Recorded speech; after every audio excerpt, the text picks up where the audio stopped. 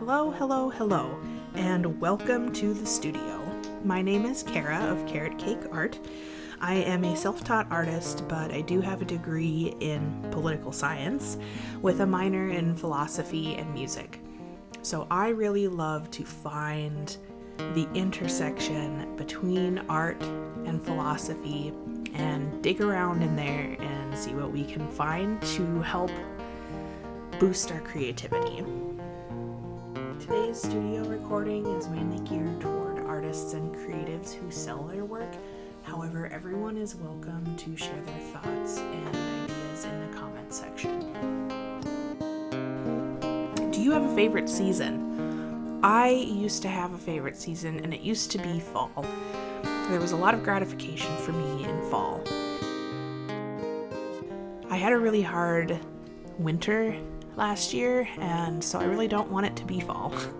I've been really enjoying the distraction of summer, and that's why I chose to show my dandelion art in this video, because in my mind, dandelions are the first to come and the last to leave to the party that is summer. And you kind of get to see them in all of their phases. You get to see them blooming, and you get to see them blossoming, and you get to see them senescing, and you experience that all summer long. So as we anticipate fall, I really want to ask the question, what's the difference between anticipation and dissociation? Clearly there is one, but are we skipping past an important part of the ending of summer by starting to anticipate the consumers of our artwork wanting to purchase things that are themed around, Halloween ideas and autumn after all of the ending has occurred. And I'm just using autumn as an example. This is obviously true of all of the seasons. Look at how quickly stores fill up with seasonal decorations and seasonal items. And if we're trying to think about what somebody else is thinking, if we're trying to think our customers' thoughts for them, are we able to think our own thoughts? Are the rules created by what we think the consumer wants to purchase from us something that enhances our creativity or something that confines it? Do the rules create a scaffolding to build creative ideas upon, or does it become more like a cage? Do the rules act more like a cage that confines our creativity, making us think that, there's certain projects that we can't start now because we have to work on, stuff for the next season, stuff for the next selling cycle. Furthermore, if we're only thinking about selling art, are we thinking about art? Have we become ungrounded from the purpose of our art when we are spending so much time in deep contemplation, maybe, about what it's going to take to sell our creativity and market ourselves? Seasons do certainly move cyclically throughout the year, and commerce probably moves cyclically along with it. But I am wondering, do we create an experience for our art buyer that gets them in touch with themselves through your art? Are you sharing in a human experience with them through the transaction of purchasing your art?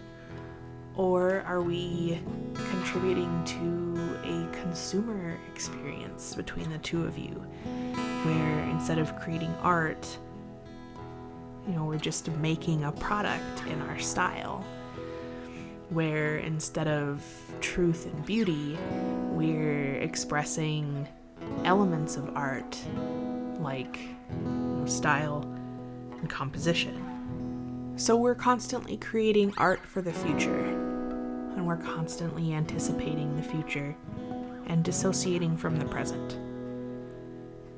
What does that leave us as creatives, as artists? What does that leave us to refill our cup? How do you ground yourself when you're spending so much time out of sync with your body? Like, if your body is experiencing time now, but your mind is experiencing time in the future, how do you come back to yourself and refill your cup from experiences that are available in the present season? Because there's still things that we need physically from each season. And that's, I think, how we avoid burnout, is that refilling of our cup, is that grounding, is that experience of getting outside, touching grass, soaking up vitamin D, and getting a little activity in. But that's really hard to do when we're focused on the next season and thinking about the sale. I guess the question comes down to, who are we really making the art for? Are we making art for ourselves? Are we making art for an audience? Are we making art for a collector? Or are we making art for a consumer? Maybe some blend of all of those answers, and none of those answers are wrong. But I think it's important to talk about these kind of shadowy, nebulous topics so that we can go forward in our art and in our philosophy with intention in our creation.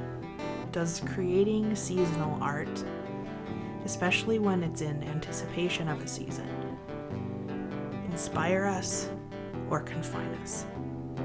Let me know what you think, and let me know how you find balance between the future and the present in your art. If you liked this video and want to see more, don't forget to click the thumbs up, subscribe, and ring the bell for notifications about my content. It also really gives me a boost when you share my videos. Thanks for joining me today, and I'll see you next time. P.S.